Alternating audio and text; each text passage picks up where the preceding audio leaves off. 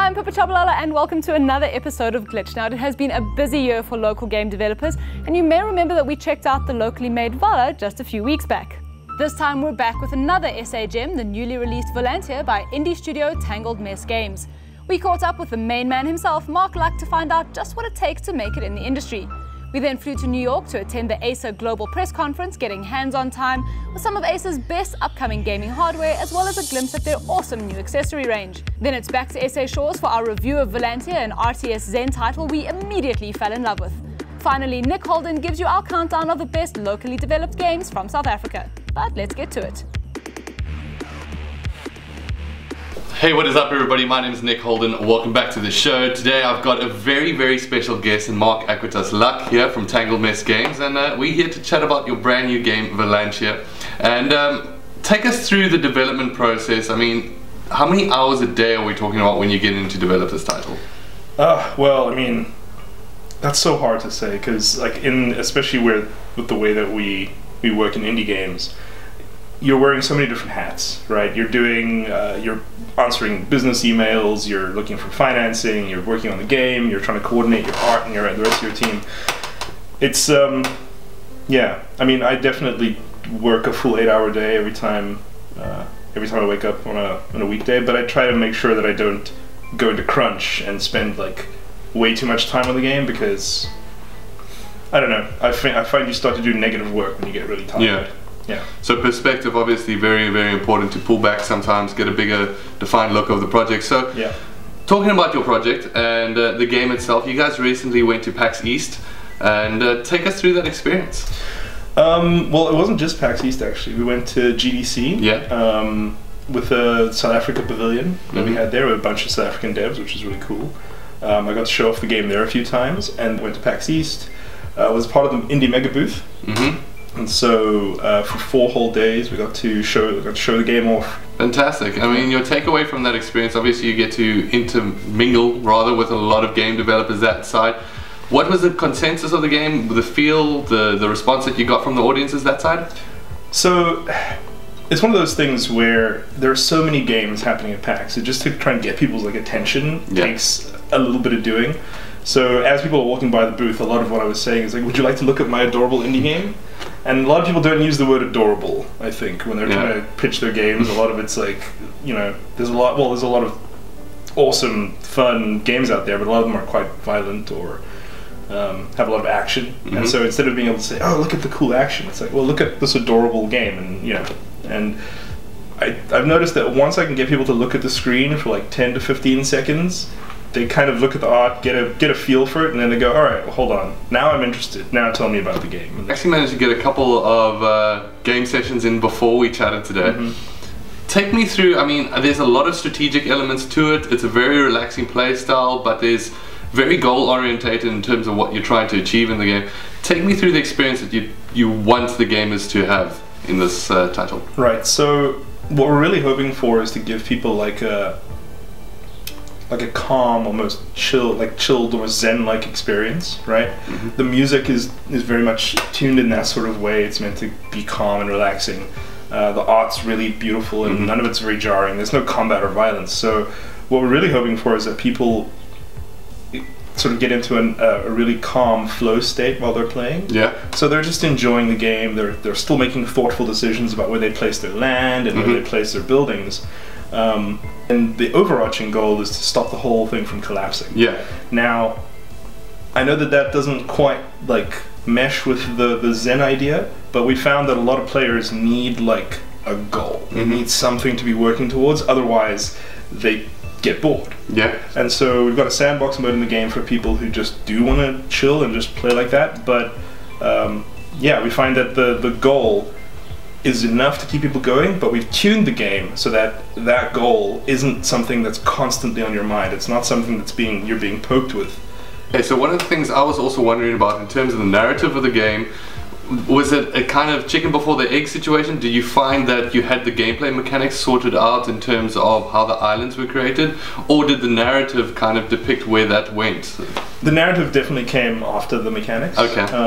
But what I will say is that the time we spent at Stugan Yeah. We were surrounded by forests, we were out in the middle of nature, and that really determined like the style of the game. And it pushed us more towards keeping it zen and relaxed than just whatever it was going to be.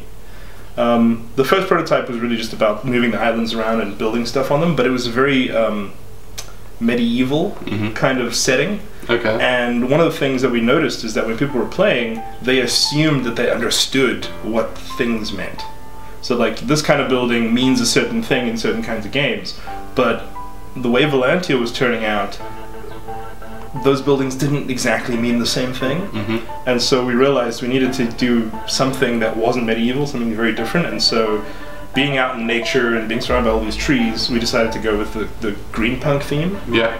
And that really just, the narrative sort of just flowed out of that. Okay. So you were at QCF, Creators of Desktop Dungeons, a really, really well-known title and award-winning in its own right. Can you take us through the journey from that point all the way to where you are now with your title? Yeah, so I started out of university. I did software development for a few years, and then eventually joined QCF as a partner.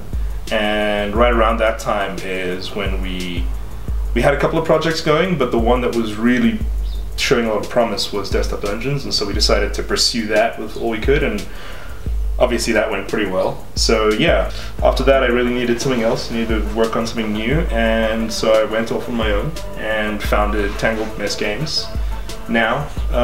But yeah, me and the rest of the team decided to enter the game into Stugan, which is this games accelerator in Sweden. All we had to do was get there, and then they would take care of us for 2 months and put us up in a bunch of cabins in the woods and just let us work on games for 2 months. So that was really amazing.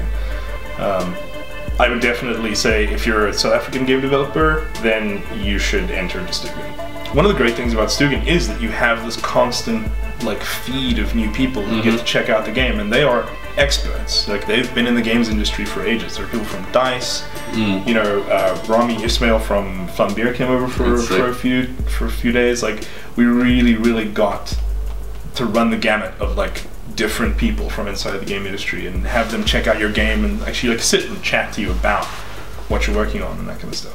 This is something I wanted to touch upon in terms of South African young developers. Obviously they look to you guys and they look to some of the role models within inside the industry, which has been blossoming in a lot of ways.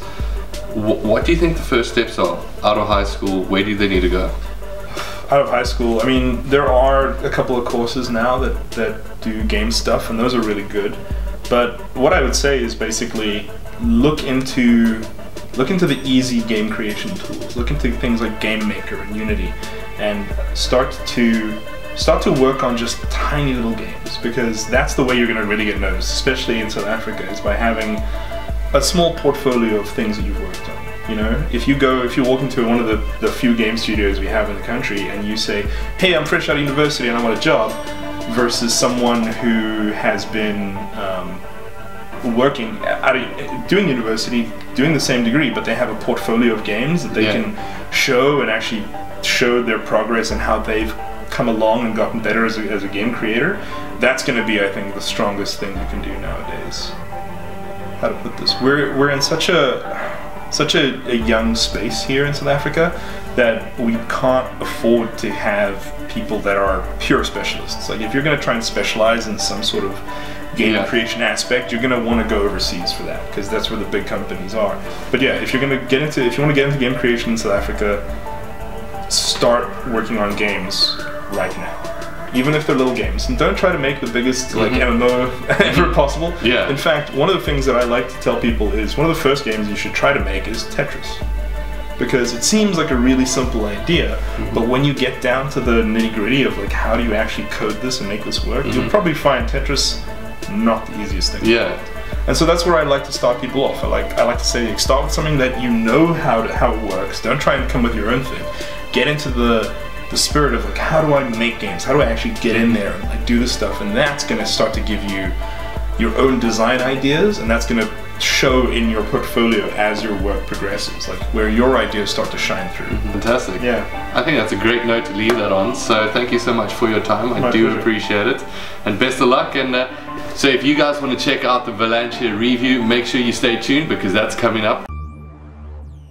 Acer hosted their annual Global Press Conference in New York, and we were lucky enough to be flown to the Big Apple to attend the show. While Acer has a large footprint in the tech scene with their lifestyle laptops, we were there to see one thing and one thing only: the gaming things.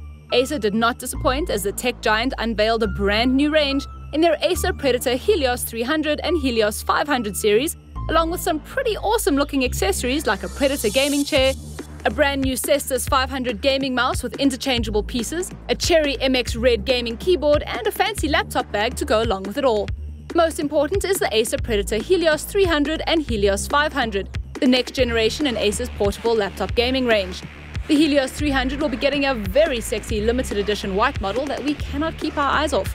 It will of course come with the same internals that made last year's model so great, which includes a GTX 1060 with 6 gigs of RAM, an 8th Gen Core i7 CPU and 16 gigs of DDR4 RAM. The 15-inch Helios 300 has been known for being one of the best gaming laptops you can get for its price range, and the new Helios 300 will not change that. With refreshed internals and a sleek new white casing, the Helios 300 will surely be a contender in this year's gaming laptop race. Acer also announced a brand new Helios 500 build that comes with a powerful Core i9 processor and a GTX 1080 with 8 gigs of DDR5 VRAM. This Helios 500 is a monster and will be the bigger sister to the Helios 300 in more ways than one. It will also pack a 17-inch Full HD display and boast Acer's blue color scheme. Both the Helios 300 and 500 will pack a 144Hz display with G-Sync support, but if you want that 4K resolution, you can opt in for that too. The Helios 500 is set to retail for $34,999 in SA, while the Helios 300's price is still unconfirmed at this time. Acer's gaming presence is growing, and its new range of gaming hardware and accessories are proof of this. You'll soon be able to kit your entire desk out with Predator hardware and finish it all off with a fancy gaming chair. We're excited to get our hands on these new devices and accessories when they launch in SA later in 2018. Before the sundering, the elders tell us, the Tazari lived below the clouds. It was a time of abundance, extravagance, and greed. And then, the world began to shudder and break apart, gardens and dust slowly collapsing into an infinite abyss. We saved what we could. The Magisters awoke the Tsardom, ancient conduits of power, etched with esoteric runes, to raise what was left up into the heavens. To safety. To start over. And so, in the rows between the Tsardom, we cultivated new fields of dust and planted new gardens for our children. We grew a new kingdom in the sky. The years passed, 100, 1,000, more than even the elders could say for certain, and the Tazari flourished and forgot. Now, the Tsardom slumber, their runes fading beneath the ashes of history. And our new home has begun to shudder and break apart, our gardens and dust crumbling into the stars. We must save what we can.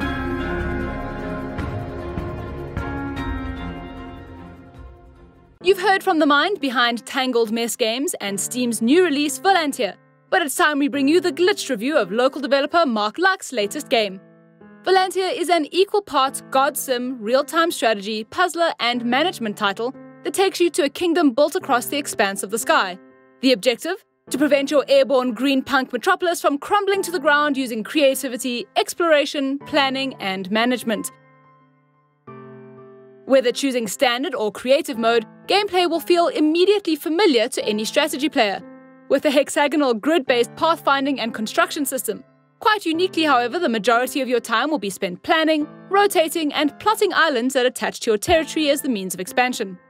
Another exceptional aspect of the game is that construction is random rather than from a tech tree-based pool, with players having to use what they're given. This Tetris meets civilization approach feels refreshing and is a far cry from the Zergling, mammoth tanks, and nuclear Gandhis that we're so used to seeing in mainstays of the genre. The rest of the experience is pretty standard, with farming, resource management, roads to connect your settlements, and a tech tree that branches out as you progress, granting access to different islands and shapes. Unlike its admittedly few peers which emphasize actions per minute and a far deeper learning curve, Volantia separates itself by being accessible right on through to endgame. It's happy to let you play and learn at your own pace while mastering the unique mechanics of the world, harkening back to halcyon days when developers like Bullfrog and Maxis featured strongly in the PC gaming landscape. Valencia also brings atmosphere aplenty with its hand-drawn visuals and excellent soundtrack. Coupled with the gameplay, the overall feel is one of relaxation. The perfect way to wind down between competitive death matches and 4-hour raids. You could even sneakily alt-tab betwixt it and a spreadsheet on your office workstation, provided you're brave enough. Valencia has extremely low operating prerequisites, and therefore it will run on basically anything. It caters not for your crisis benchmarks or your 4K monitor. In fact, on even our low-end test bench, we struggle to find any bugs or graphical errors other than what resulted from the game's distinct lack of VSync. So a unique, easy-to-run, polished, atmospheric and relaxing strategy game. Must be a masterpiece, right? Well, that depends on your point of view. Even at a paltry 100 Rand, Valencia's genre peers can be had for around the same price, if not less. Its art style and low qualifying PC spec also means that it not only has modern titles to contend with, but retro ones like the excellent Total Annihilation at half the price. Most will have deeper gameplay, pose more of a challenge, and feature richer storylines to boot. Yes, despite a law-establishing opening cinematic, Volantia doesn't really have a story. This is not unheard of in today's market by any means, but it goes sadly amiss because the game features a very rich design, an influence that just begs to be explored further in campaign. It loses more points by the fact that it is proudly casual to a fault. As invigoratingly different as that may be in this world of esports and loot boxes, it also means that the game's zen mechanics can make it very easy. And with only 2 modes of play, no multiplayer, a shallow learning curve, and no meaningful narrative, replay value to even strategy fundies will be hard to find here. Despite these flaws, we have to admit that we did love Volantia. It's another feather in our local industry's cap, the much-needed yoga to a very CrossFit-like modern gaming landscape, and it carries plenty of style and nostalgia in its offering. And the consensus among glitched staff is that it would have been a great mobile title. After all, it's played almost entirely with the mouse, which would have made it perfect for touchscreen devices. Moreover, its gentle nature would be greatly appreciated at airports, reception offices, and even home affairs, where anything calming is at a premium. Hopefully Tangled Mess can find the time to bring the game to Android and iOS in the future. Until then, however, its relatively steep price and lack of depth or challenge means we have to give Volantia 6 out of 10.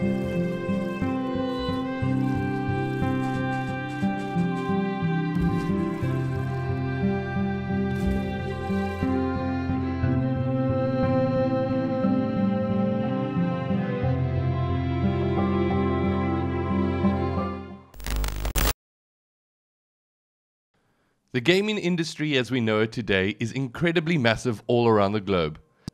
Its humble beginnings back in the 1970s slowly paved the way for this popular behemoth that no one can deny has cemented its place in the mainstream culture and industry. And with E3 2018 now behind us, we wanted to take a moment to reflect on some homegrown gems developed right here in South Africa. We start off our list with the game that kicked off our industry, none other than Celestial Games' Toxic Bunny. Way back in 1995, this pun-laden, hamster-launching, caffeine-charged, side-scrolling earthworm gym-like PC platformer was the first ever locally developed title to sell over 100,000 copies. We reckon Toxic Bunny is a monumental achievement for this country, and thanks to a 2014 remaster, you can enjoy this iconic piece of South African gaming history in full HD.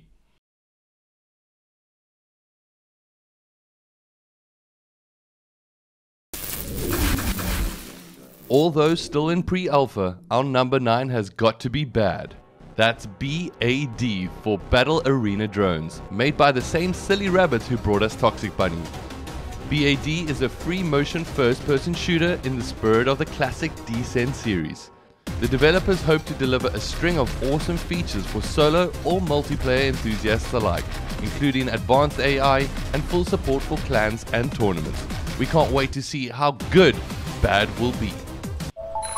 In the interest of good taste, the editors made us pixelate the footage of our number 8 entry, the seminal Genital Jousting.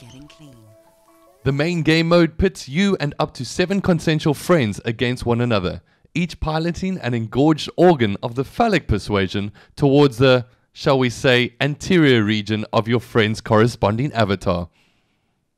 Other modes feature names like Double Delight and Obstacle Intercourse. It even has a story mode.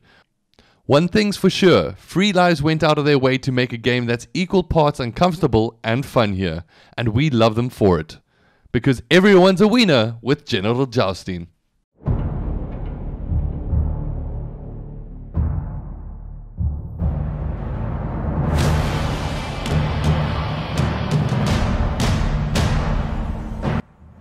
The second Free Lives entry on our list, and certainly not the last, Steam offering Gorn has got to be our number 7 choice.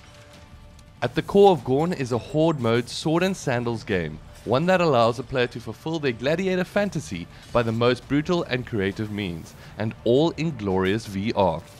Featuring tons of weapons, gore by the bucket, and waves upon waves of savage enemies, Gorn proves that what we do in virtual reality echoes in eternity.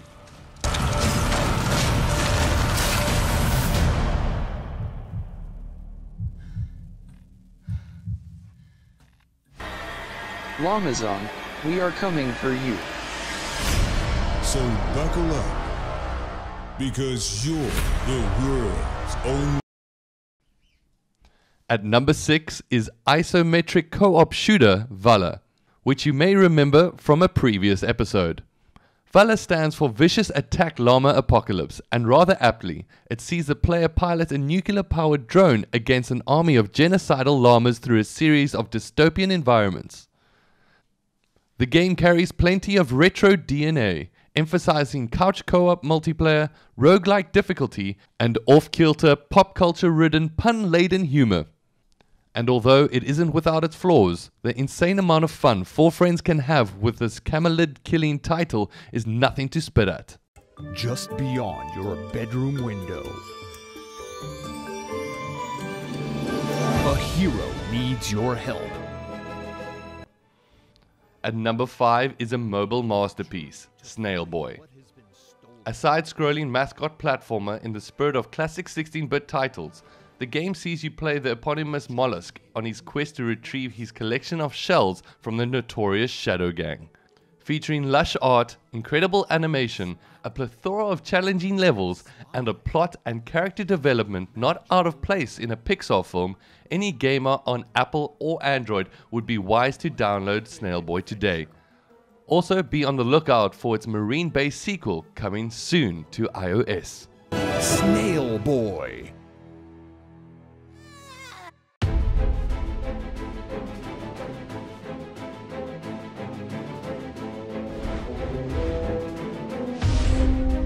Coming in at number 4, it is Desktop Dungeons, the quintessential coffee break roguelike dungeon crawler built as a quick play game that you can jam on any PC. Desktop Dungeons has garnered a cult-like following for not only its accessibility for more casual 20-minute bursts, but also its inherent deeper challenges, characterized by brutal, basically unfair difficulty and randomly generated maps. Yes, the game goes on forever, and yes, you will die often and lose everything, but there's a beautiful simplicity about this award-winning title that keeps us coming back for more. I don't want a child. I've never wanted one. I had a plan, and this wasn't part of it. When I was just a child, I watched my mother. From the dankest of dungeons to absolute cosmic horror, at number 3 is Stasis, a deep story-driven isometric scarefest from the Brotherhood. Stasis resurrects the point-and-click mechanics of adventure titles of old, such as The Dig and Broken Sword, telling a terrifying tale of a man in search of his wife and child aboard an abandoned spacecraft beset by otherworldly beings. Influenced heavily by films like Alien and Event Horizon, Stasis is gorgeous, atmospheric, and absolutely disturbing. If you love space, high-stakes storylines, and above all horror, you would be wise not to sleep on Stasis.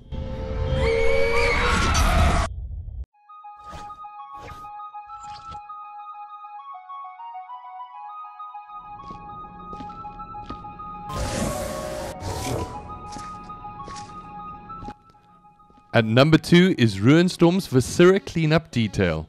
VCD is one of the most ingenious and creative titles to ever come out of anywhere, and is the result of asking one question. When Nathan Drake, Master Chief, and the Doom Marine are done killing, who cleans up the mess?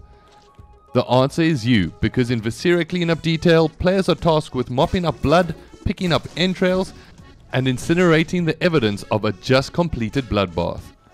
The fun comes from the hilarious unforgiving physics engine and its strong multiplayer emphasis, meaning that if you and the rest of your cleanup crew aren't absolutely careful, you'll only end up making things worse.